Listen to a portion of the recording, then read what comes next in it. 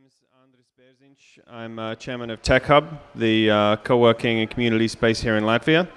And we've been working a lot with the Israeli embassy on a number of events, and we're very pleased to be involved here. And actually, before I introduce the speakers here today, I'd like to ask the ambassador who's here to maybe say a few words. Thank you. I just want to say welcome. We are so proud of this project of Tel Aviv Beach, but particularly in this seminar. And we really like to cooperate with TechHub. We get so much support and from your spirit, and I hope you share the same with us. So I would like to say good luck to us, and I'm sure you will enjoy the day. Thank you. Thank you very much. So without further ado, I'd like to introduce our first speaker, Moshe Sarfaty from Krypton Venture Capital, who has come all the way from Israel and is quite experienced in both as an entrepreneur himself and also as an investor, has a very interesting investment model, and has come to talk a little bit about that, and especially about business to consumer. So Moshe, over to you. Thank you. Hello, everyone. But before I introduce myself, I want just to get to know you a bit better, and I need your help for a few moments. And I'm gonna start with a question. How many of you have their own startups? Please raise your hands. 1, 2, okay. How many of you know someone who has a startup? Raise your hand. Okay. In Israel, usually when I ask group of 100 people, I see 300 hands in the air, and if you multiply 100 by two, I don't know how I get 300, but that's what actually happens. And I think this is the real secret behind Israeli startup ecosystem, and I'll get into that in a minute. But let me start real quick, introduce myself. My name is Moshe Sarfaty. I'm the co-founder of Krypton Venture Capital. We developed a really interesting investment model in B2C startups, and I'm gonna try to touch it maybe a bit later. I was a president of a financial group, foreign exchange trading group. I was the owner of Green Water Logs, which was a startup center Belize. And in the beginning, I was a Yale University graduate and investment banker. But we are not to speak about myself. Before I start with fun stuff, I'm gonna start with the serious stuff. Do you know what's the meaning of Krypton? Can anyone know what's the meaning of the word Krypton, the name of my fund? No one? It's a planet, yeah? Where from? How do you know that? From Superman, nice. So first of all, get yourself a Krypton. Ready? Up. Here you go. So yeah, you're right. Krypton, it's from the movie Superman. And I really like Superman. And the main reason that we decided to call our VC Krypton is, as I said, I'm a Yale University graduate, and the first lesson in Business 101 was, no matter what and no matter where you go, try to make sure that someone remembers you. Okay, so now I'm sure that each one of you gonna remember the name of my fund just because the movie Superman. Okay, so here's lesson number 1 for today. Whoever has his own startup, just make sure that someone remembers you. Okay, so yeah, I'm Yale University graduate, investment banker. All of you sit here and sure that I might be smarter than some of you. Let me use a word that don't say that. I told you, bullshit, okay? I don't know anything better than anyone here in the room. I think all of you together know and smart and can be investment bankers and can be investment managers, and I'm gonna prove it to you in a minute, okay? Let's start. I'm gonna show you a few landing pages. Landing pages, basically, it's ads that you see over the web with a lot of companies that presenting themselves. And I want each one of you just to pick one that you really likes, okay? I'm gonna show you 3 slides. I want each one of you to pick one that you really likes. That's the first one. That's the second one. And that's the third one, okay? Did you all pick one? Hopefully. Who picked this one? Please raise his hand. Okay. Who picked this one? Raise his hand. And who picked the last one? Please raise his hand. Correct, okay. So the middle one was the one that most of you raised your hands. And I would say it was pretty even between the first and the second. And all of you are right, because these two landing pages that I just showed you in the beginning were the ones that showed the best results. The last one, as you saw, whoever raised his hand, you're not gonna be a good marketing manager. Don't take it personally. Okay, so as I said, we call it mass intelligence. And basically, the meaning of it is that all of us as a group have a knowledge. And all together, whether if we'll take a communal decision, probably we're gonna get to the right answer altogether.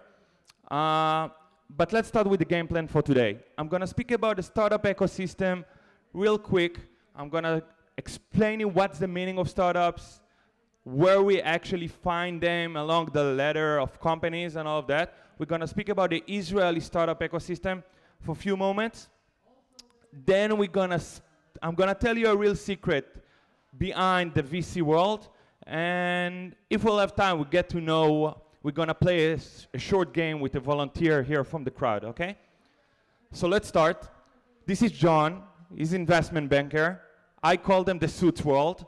I'm coming from this world. But basically, you can find John in each one of these companies, okay? All of these are kind of investment structures and investment companies that invest in startups, okay? So we have angel investors, corporate VCs, fund of fund, all the way down to venture capital VCs and limited partnership and all of that. Believe me, I'm not gonna spend your time describing about each one of you. If you want to know, get to me afterwards, I'm gonna explain you a bit more, okay?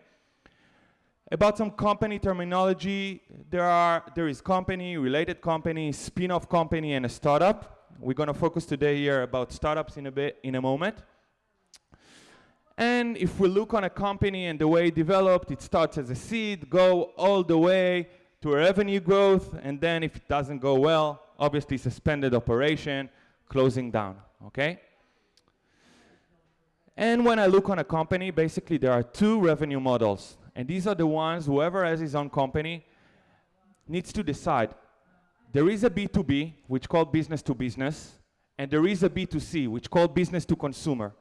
Whoever has his own startup, who is in the B2C universe, raise his hand.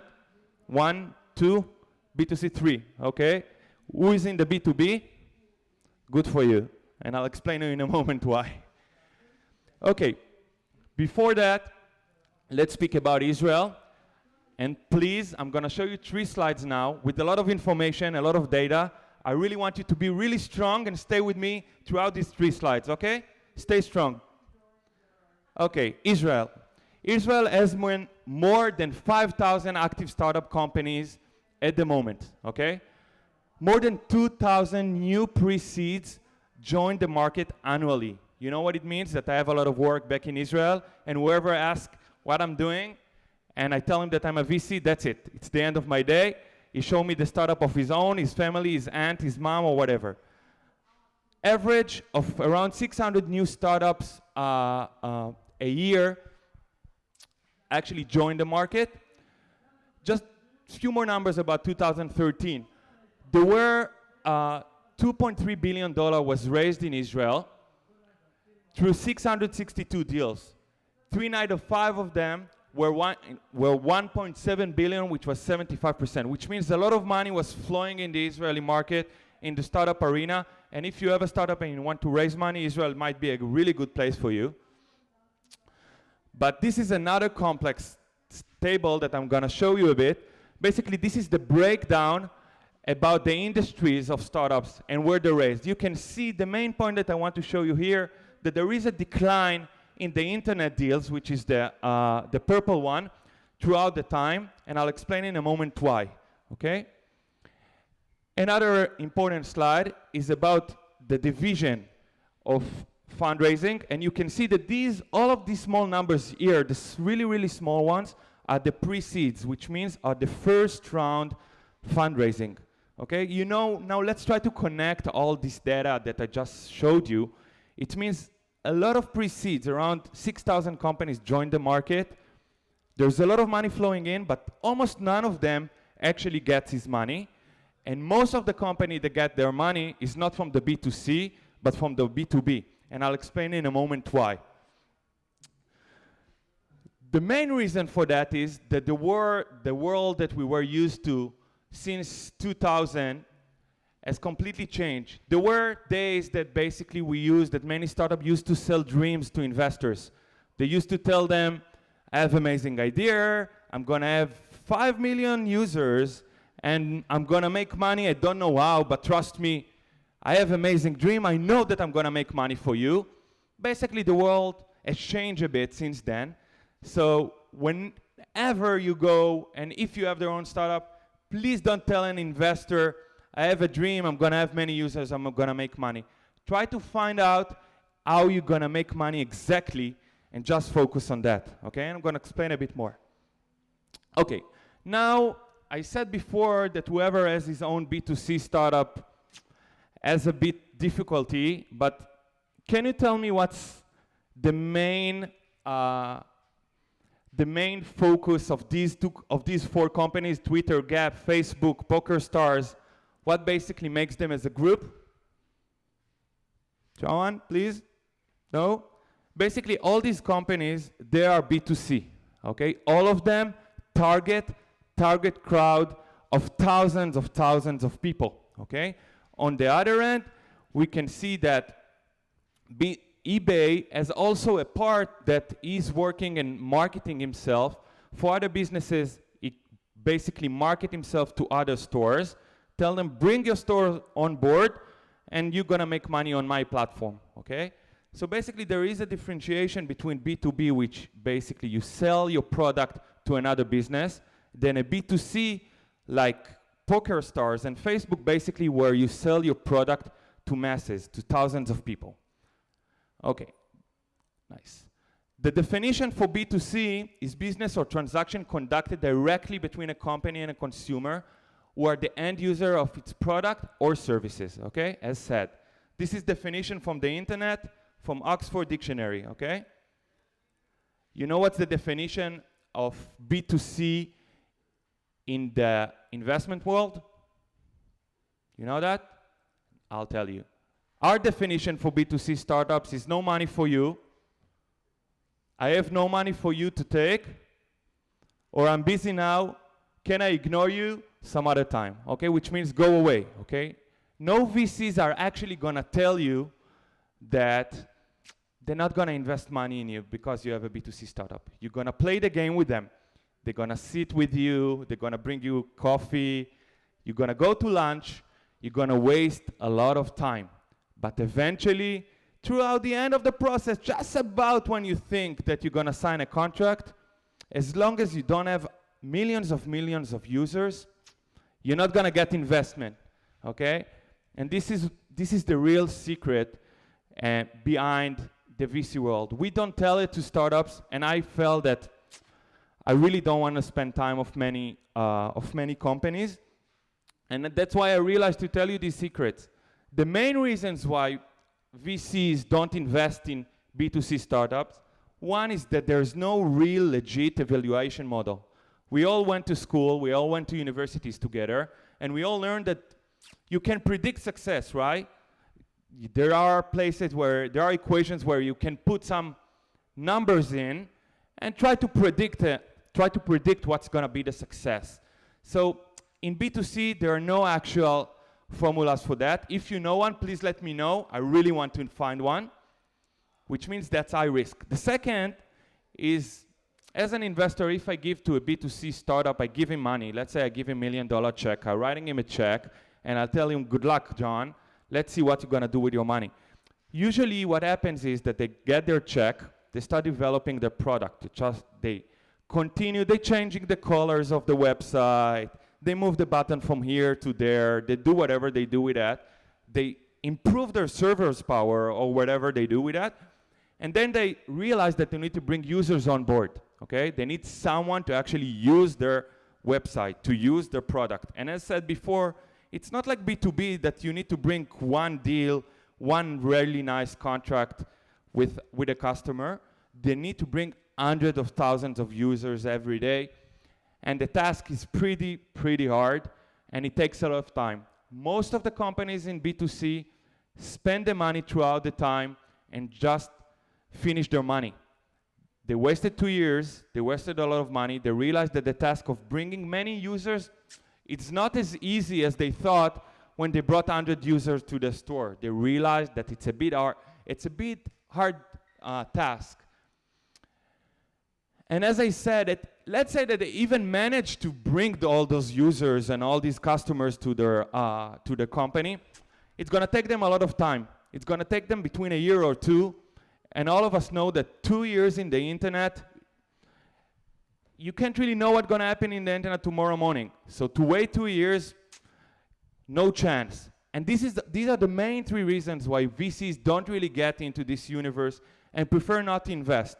Okay, so now you probably ask yourself, what Moshe tried to tell us? Not to open a startup, not to be a B2C.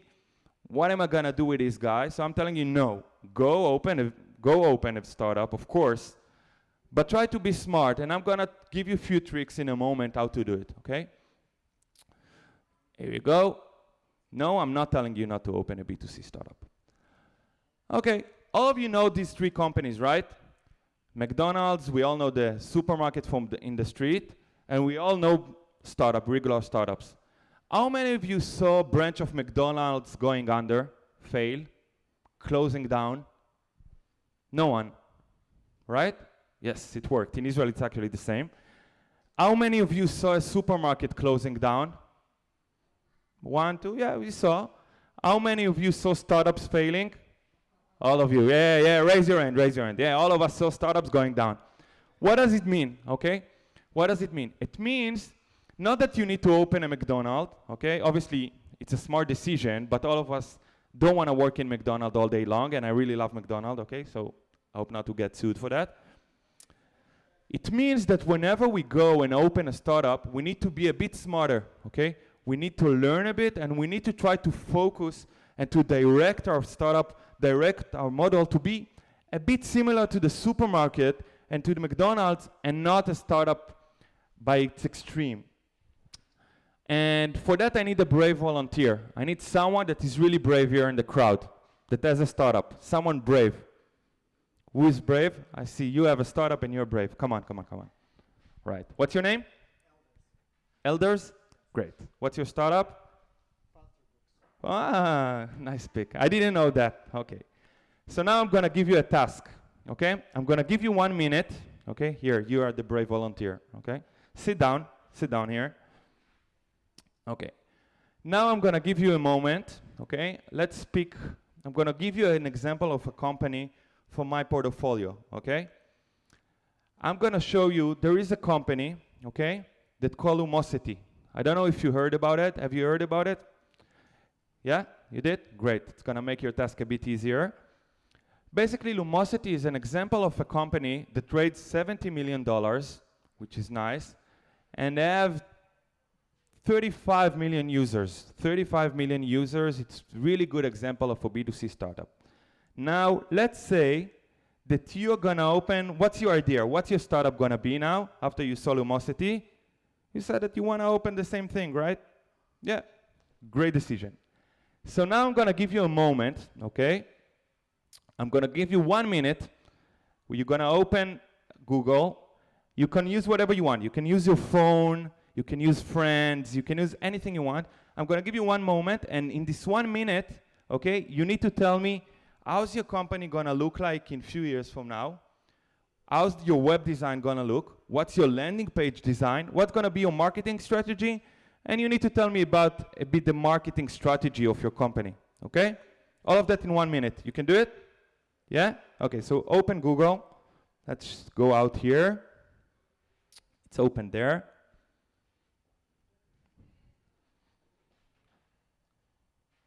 Okay. You have 1 moment. You ready? Please, clap your hands for him. I think he's really brave. Come on, guys. Come on. Okay, 1 moment. Ready? 1, 2, go. Good. Now we save you some time. Now, I'm going to give you 10 more seconds. Here, you just earned 10 seconds. We also amazing ad. Perfect. Okay.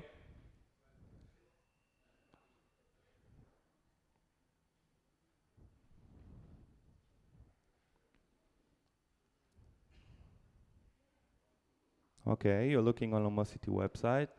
Amazing.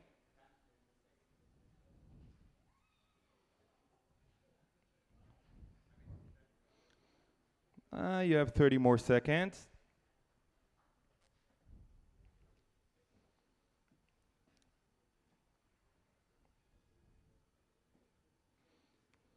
Under pressure, huh? A lot of pressure with all these people around looking at you. Okay, no pressure, but you have 20 more seconds to go.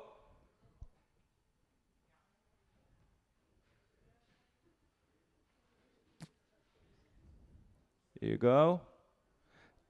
5 more seconds.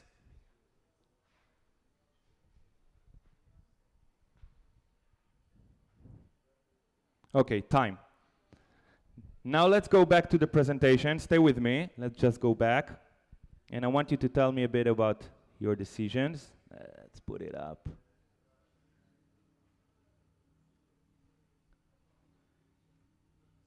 Okay. Okay, so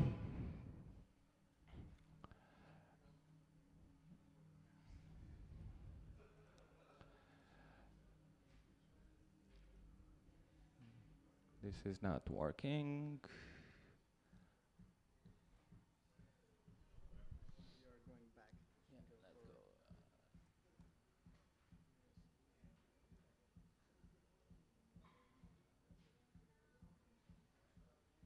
Back. You're going back.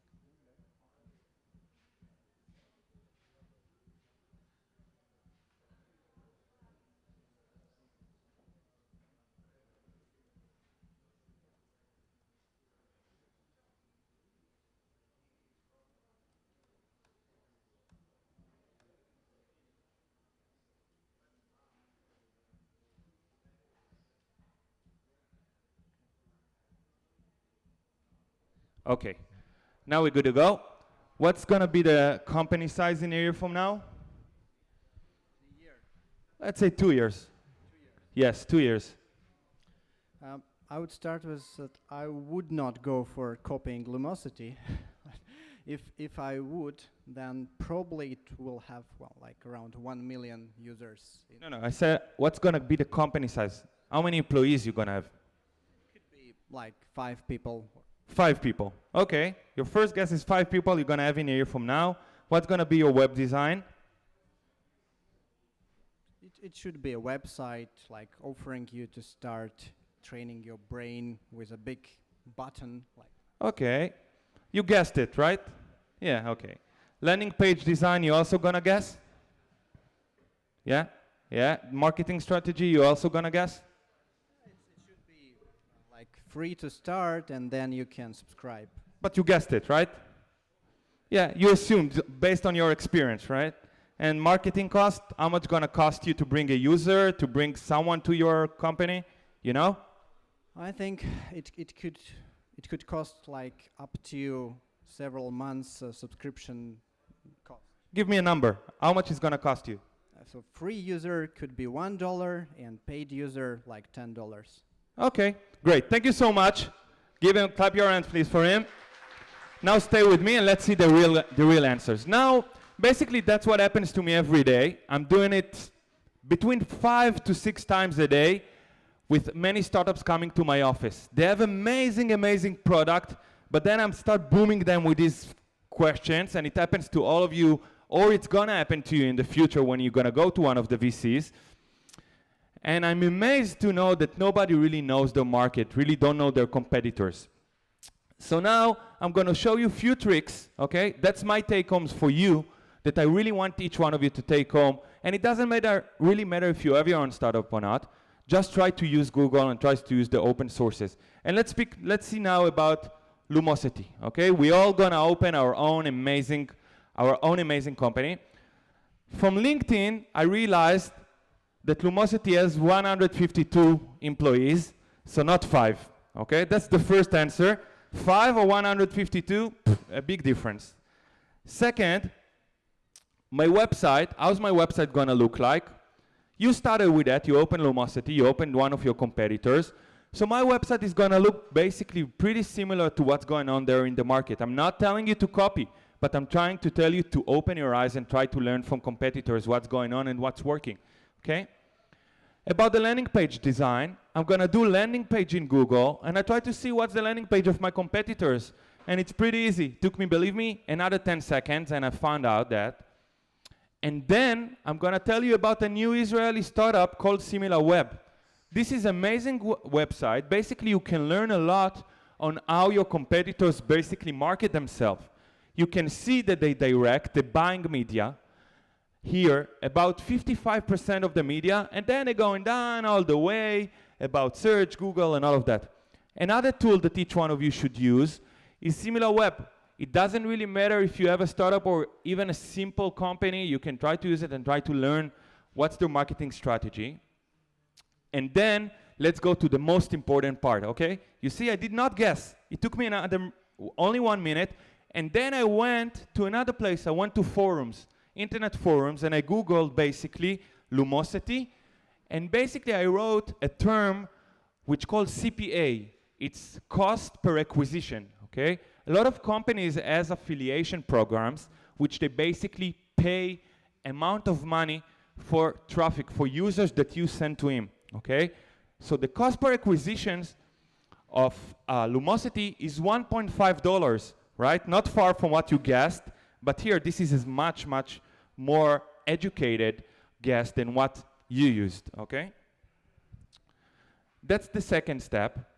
And then I'm gonna do another Google, fast Google, and the first result when I Googled the name Lumosity, I realized that in 2012, they earned $24 million, that was their revenue.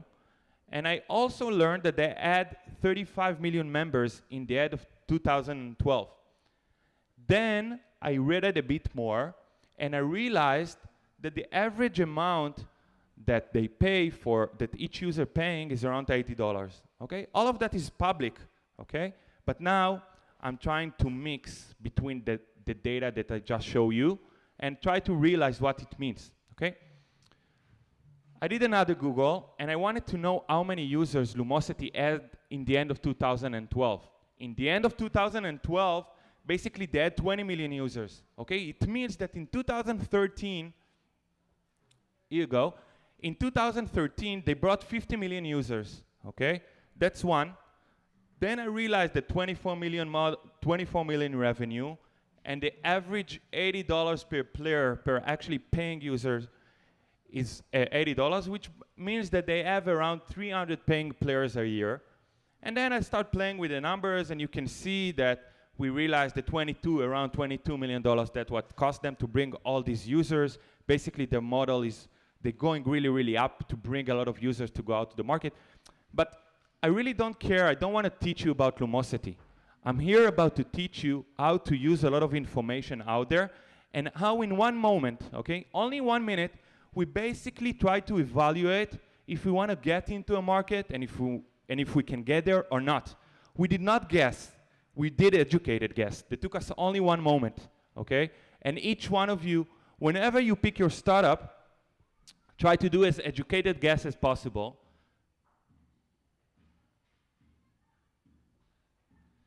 Okay, and here, I want to show you a company. In my portfolio, actually, there is a company that's doing the same thing as Lumosity. Its name is Mindry, Mindry.com.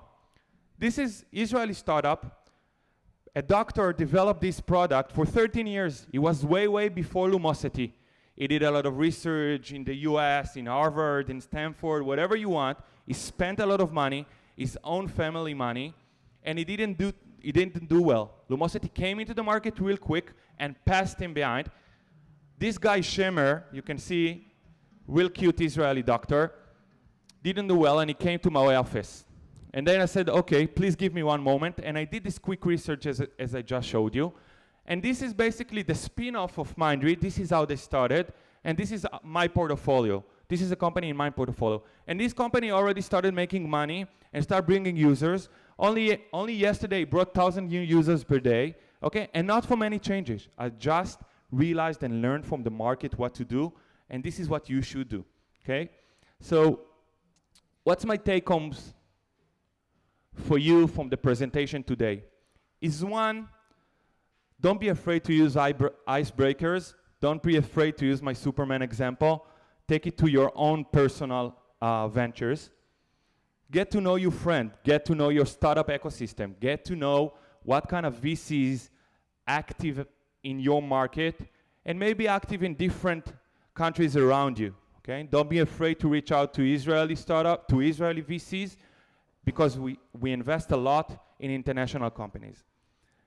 3, dream days are over, okay? Try to know and learn how you're gonna make your dime from the first moment your company up in the air. Don't try to sell dreams to anyone.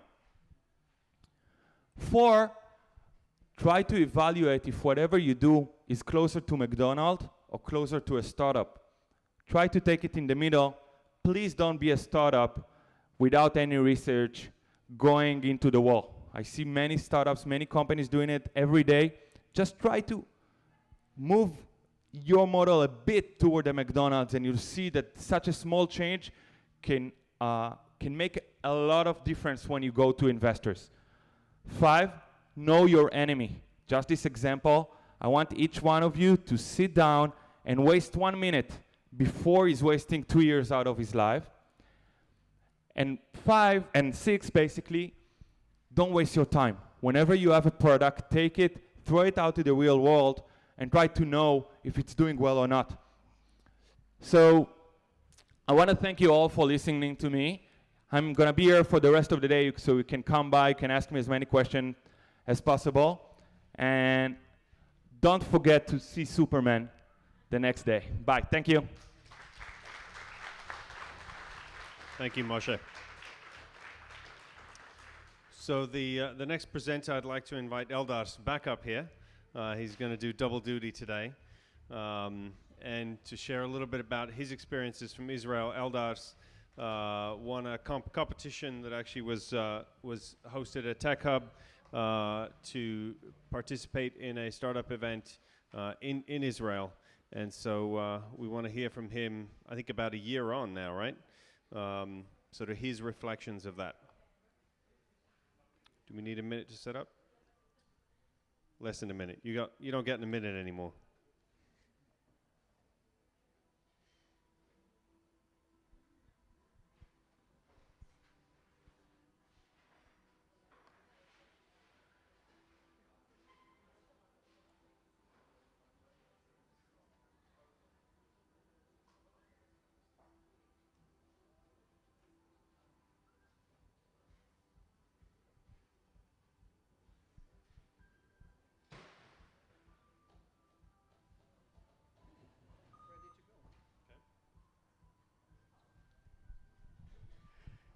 Good afternoon, everybody.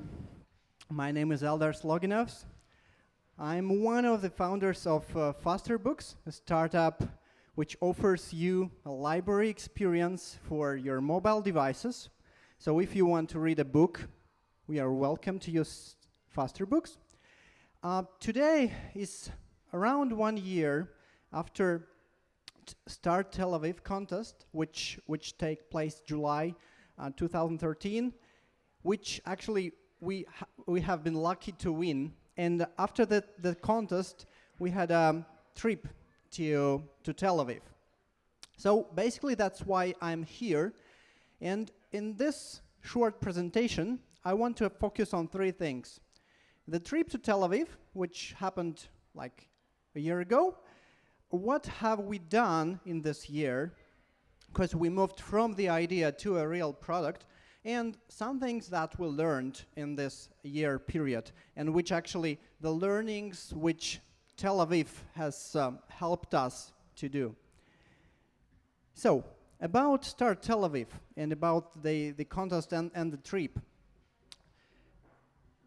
We had, first of all, just for all of you to know, there's a direct flight with Air Baltic, so it's very easy to get from here to Tel Aviv and back.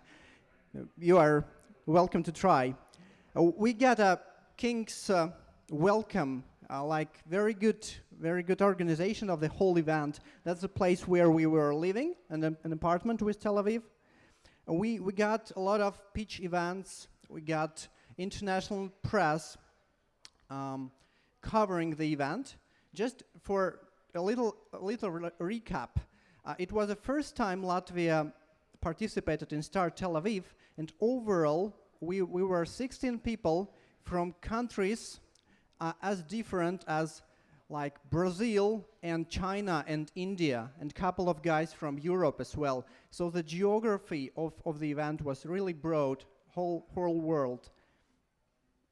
So here how it looks in Tel Aviv. There are a lot of events on the beach like this one. We visited top tech companies in Tel Aviv like Google, PayPal, eBay. They all have offices actually located in the same skyscraper, somewhere around 38th floor.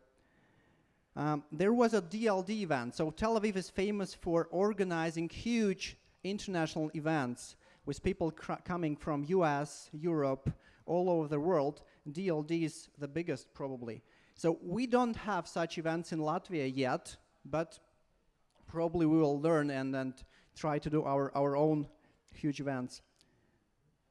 So here they are. For example, this presentation is from president of MasterCard. You know MasterCard, the banking card to pay for anything. And in this part of the event, in this presentation, there was a president of MasterCard. Yeah, here how it looks. A lot of events on the beach. We were taken to Jerusalem to see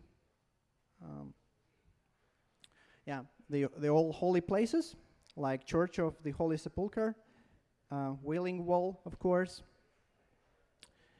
Yeah, here how the Tel Aviv looks. Here's the hummus. Everybody is encouraged to try hummus because it's believed to be a secret weapon of Israelis. Like, yeah, that's what makes Israelis strong. Actually, yeah, I liked it. It's tasty. Okay, yeah, you can try it here as well. So yeah, and again, a lot of big coastline, and I think that this coastline is kind of similar to what we have here, probably in Jurmala, but it experiences the startup life as well, because in Israel they not only do the hard work, but they also do a lot of partying. So the startup is not only about like working in the office. There's a lot of communication happening, a lot of networking, a lot of having fun, etc. So what have we done with Fastr Books after this Start Tel Aviv contest? Because 1 year ago, we won this contest with a promise to provide books that you can read from your mobile device without paying for each title. Read them as in a library. Let's say you pay just a monthly fee, and then you can read anything you want, like